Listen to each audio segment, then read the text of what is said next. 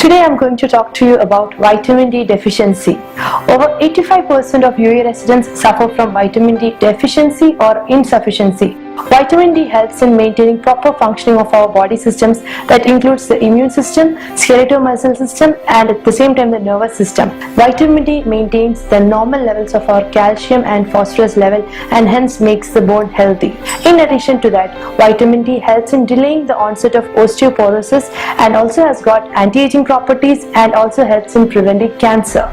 Moving on to the sources of vitamin D, it includes sunlight. Our body can synthesize vitamin D with the help of sunlight, but the amount of vitamin D produced depends on certain factors like the time of exposure and also the season. There are also foods that are rich in vitamin D, which includes cod liver oil, salmon, tuna fish and egg yolk, but the amount of vitamin D in these foods are only negligible compared to the vitamin D that we get from the sunlight.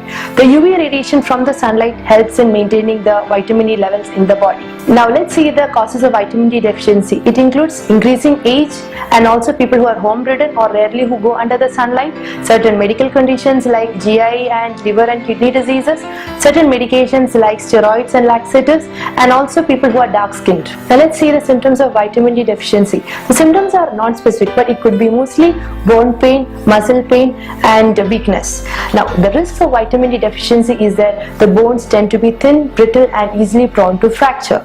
To conclude, how to maintain normal levels of vitamin D: eating foods that are rich in vitamin D, getting adequate sunlight exposure, but keep in mind too much of sunlight exposure can increase the risk of skin cancer. You just require a sunlight exposure of 5 to 15 minutes around 2 to 3 days a week, that too to your arms, to the lower leg or to the back. If ever you're finding any symptoms of vitamin D deficiency as I've explained, you may visit your nearby doctor to get your vitamin D levels checked.